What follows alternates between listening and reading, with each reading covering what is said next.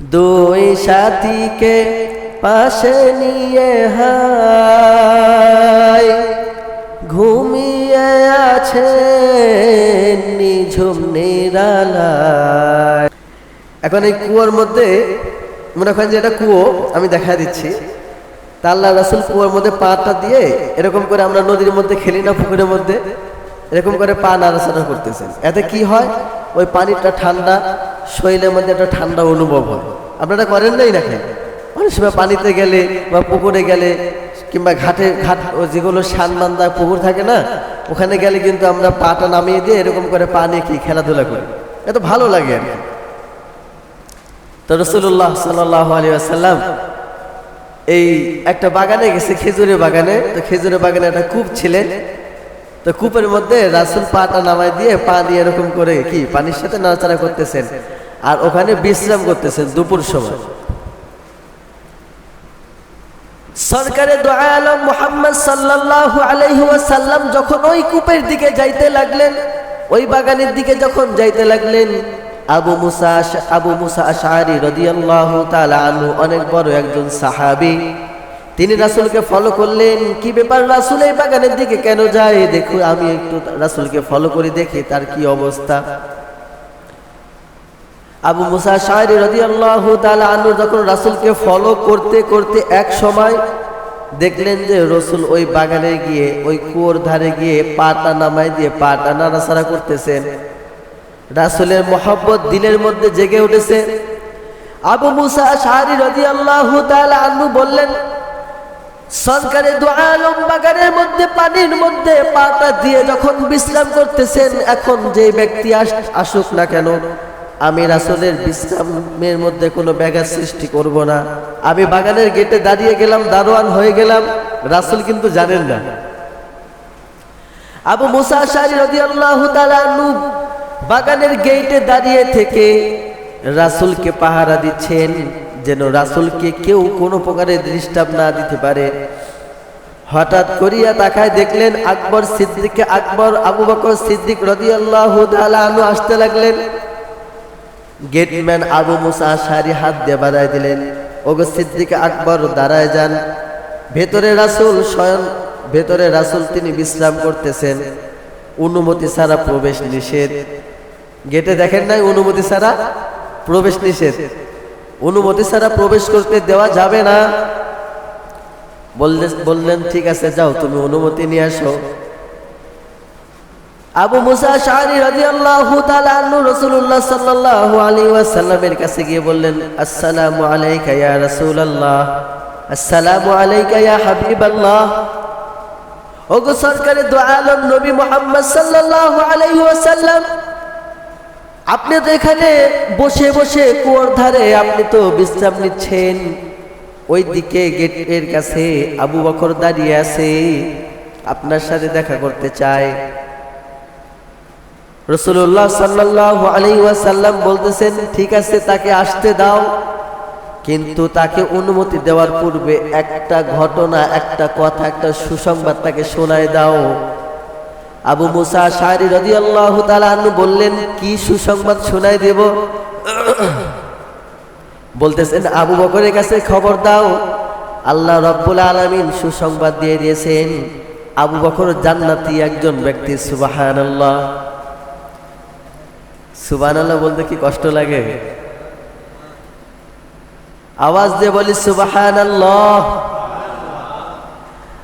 আবু মুসা আশআরী রাদিয়াল্লাহু তাআলা আনহু সিদ্দিক আকবরের কাছে গেলেন, বললেন, ওগো সিদ্দিক আকবর, ওগো নবীর মুহাব্বতের একজন ব্যক্তি, আপনাকে তো যাওয়ার জন্য অনুমতি দিয়েছে, কিন্তু অনুমতি দেওয়ার পূর্বে একটা সুসংবাদ আপনাকে বলতে বলেছে। আল্লাহ রাব্বুল আলামিন আপনার প্রতি রাজি হয়ে গেছেন। আপনি হলেন জান্নাতি একজন মেহমান, দুনিয়া থেকে নিয়ে জান্নাতি একটা সার্টিফিকেট প্রাপ্ত জান্নাতি মেহমান। সুবহানাল্লাহ। চলে গেলেন। অনুমতি পাওয়ার পরে রাসূল যেই কুয়োর ধারে যেখানে বসে আছে, ঠিক তার ডান পাশেই সিদ্দিক আকবর, তিনিও ওই জায়গায় বসলেন। আবু মুসা আশআরী দূরে থেকে ফলো করতেছেন। সিদ্দিক আকবর তিনিও ডান পাশে বসার পরে পা দুটোকে ওই কুয়োর মধ্যে নামিয়ে দিয়ে রাসূল যেরকম ভাবে পা নাড়াচাড়া করতেছেন, সিদ্দিক আকবর তিনি এইরকম ভাবে পাটা নাড়াচাড়া করতেছেন আর দুইজন গল্প করতেছেন। একটু পরে আবু মুসা আশআরী রাদিয়াল্লাহু তাআলা আনহু তাকে দেখলেন, আবার দেখে এই বাগানের দিকে ছুটে আসতেছে হযরত উমর রাদিয়াল্লাহু তাআলা আনহু। উমরকে তখন সাথে সাথে আবু মুসা দাঁড়ায় দিলেন, ওগো উমর তুমি দাঁড়ায় যাও। ওই জায়গায় বসে আমার সর্দার আমার নবী রেস্ট নিতেছেন। কিছুক্ষণ পূর্বে সিদ্দিক আকবর গিয়েছেন, দুইজনের মধ্যে খোশ গল্প হচ্ছে, দুই বন্ধুর মধ্যে সুন্দর সুন্দর গল্প হচ্ছে। অনুমতি ছাড়া প্রবেশ নিষেধ, বলতেছে যাও অনুমতি নিয়ে আসো। আবু মুসা আশআরী রাদিয়াল্লাহু তাআলা আনহু রাসূলের কাছে গেলেন, বললেন ওগো রাসূল, ওগো হাবিব, কিছুক্ষণ পূর্বে তো আবু বকর এসেছিল, আবু বকরের অনুমতি দিলেন, কিন্তু তাকায় দেখেন ওই গেটের দিকে আবার তাকায় দেখেন উমর এসেছে, তাকে কি করব? বলতেছে ঠিক আছে, তাকেও আসার অনুমতি দিয়ে দাও, তবে অনুমতি দেওয়ার পরে একটা সুসংবাদ দিয়ে দিও, উমর হলো জান্নাতি ব্যক্তি, আল্লাহ রাব্বুল আলামিন তাকেও জান্নাতের সার্টিফিকেট দিয়ে দিয়েছেন। বলেন সুবহানাল্লাহ। উমর রাদিয়াল্লাহু তাআলা আনহুকে বললেন, ওগো উমর, আপনাকে তো যাওয়ার অনুমতি দিয়েছে, তবে অনুমতি দেওয়ার পূর্বে আপনাকে একটা সুসংবাদ দিয়েছেন। সুসংবাদটা হলো আপনি জান্নাতি মেহমান, আপনাকে জান্নাতের সার্টিফিকেট আল্লাহ তাআলা আল্লাহ রাসূলের মাধ্যমে জানাই দিয়েছেন, সুতরাং আপনি যেতে পারেন। উমর রাদিয়াল্লাহু তাআলা আনহু গেলেন। যাওয়ার পরেই আবু বকর সিদ্দিক রাদিয়াল্লাহু তাআলা আনহু রাসূল যেখানে বসেছিলেন তার ডান দিকে বসেছিলেন, আর হযরত উমর রাদিয়াল্লাহু তাআলা আনহু রাসূলের বাম দিকে বসলেন, এবং যেই রকম ভাবে রাসূল পাটা নামাই দিয়ে কুপের মধ্যে পাটা নাড়াচাড়া করতেছিলেন, উমর রাদিয়াল্লাহু তাআলা আনহু সেম কাজটি করলেন, পাটা নামাই দিয়ে তিনজন গল্প করতেছেন। একটু পর আবু মুসা আশআরী রাদিয়াল্লাহু তাআলা আনহু দেখলেন নবীজির জামাতা হযরত উসমান গনি রাদিয়াল্লাহু তাআলা আনহু তিনিও বাগানের দিকে আসতেছেন। সুবহানাল্লাহ, সব জান্নাতি মেহমান একসাথে, আওয়াজ দিয়ে বলি সুবহানাল্লাহ। বুখারী শরীফে এরকম সুন্দর করে আছে, হুজুর তখন আমাদেরকে পড়াইছিলেন, মানে এত সুন্দর লাগতেছিল, মনে হচ্ছে বারবার খালি শুনতেই থাকি ঘটনা। নবী করিম সাল্লাল্লাহু আলাইহি ওয়াসাল্লামের জামাতা হযরত উসমান রাদিয়াল্লাহু তাআলা আনহু যখন আসতেছিলেন, জামাতাকে আটকায় দিলেন, ওগো উসমান, আপনার যাওয়ার অনুমতি নাই, আপনি যদি যেতে চান তাহলে অনুমতি নিয়ে আসতে হবে। ঠিক আছে, অনুমতি যাও নিয়ে আসো। রাসূলুল্লাহ সাল্লাল্লাহু আলাইহি ওয়াসাল্লামের কাছে গিয়ে বললেন, ওগো আল্লাহর রাসূল, ওগো হাবিব, যুন্নুরাইন যার উপাধি, আপনার দুই কন্যাকে যিনি বিবাহ করেছেন হযরত উসমান গনি রাদিয়াল্লাহু তাআলা আনহু, তিনি তো আসছেন আপনার সাথে সাক্ষাৎ করার জন্য, আপনার কাছে কি পাঠাইবো নাকি? আল্লাহ রাসূল বললেন ঠিক আছে, তাকে পাঠায় দাও। সুবহানাল্লাহ। এবং তাকেও একটা সুসংবাদ দিবা এবং একটা দুঃসংবাদ দিবা। একটা কি বেড়েছে? সংবাদ বেড়েছে। ওই দুইজনকে কি সংবাদ দিয়েছিল বলেন? শুধুমাত্র সুসংবাদ। বলেন, আওয়াজ দিয়ে বলেন, কি সংবাদ ছিল? সুসংবাদ। আর ইনাকে একটা দুঃসংবাদ ও একটা সতর্কবার্তা জারি করে দিচ্ছে।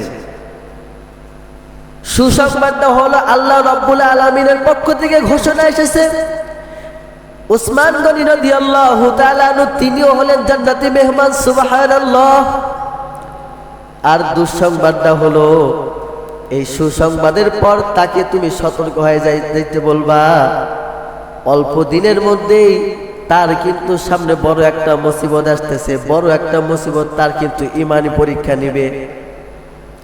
আবু মুসা আশআরী রাদিয়াল্লাহু তাআলা আনহু গেলেন, বললেন, ওগো নবী করিম সাল্লাল্লাহু আলাইহি ওয়াসাল্লামের জামাতা হযরত উসমান আপনাকে তো যাওয়ার অনুমতি দিয়েছে, কিন্তু যাওয়ার পূর্বে একটা সুসংবাদ আর একটা দুঃসংবাদ দিয়েছে।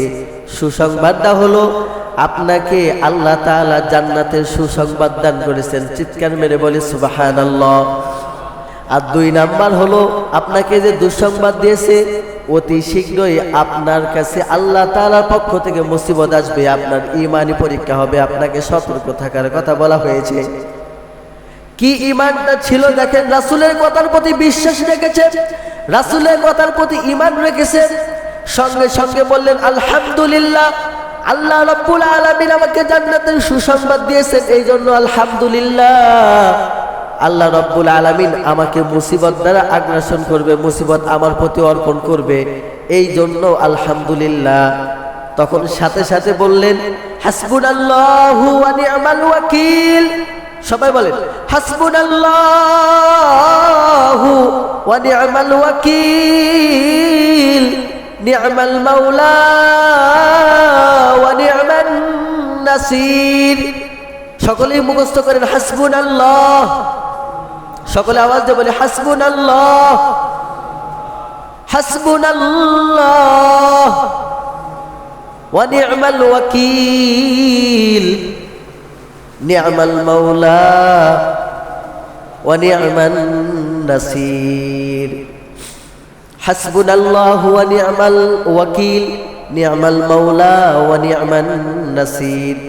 উসমান গনি রাদিয়াল্লাহু তাআলা আনহু কোরআনের এই আয়াতটা পড়লেন, বললেন হাসবুনাল্লাহু ওয়া নি'মাল ওয়াকিল, আল্লাহ রাব্বুল আলামিন প্রতিটা ক্ষেত্রে প্রতিটা বিষয়ে আল্লাহই আমার জন্য যথেষ্ট, তিনি আমার সাহায্যকারী, তিনি আমার বিপদ মুক্তকারী।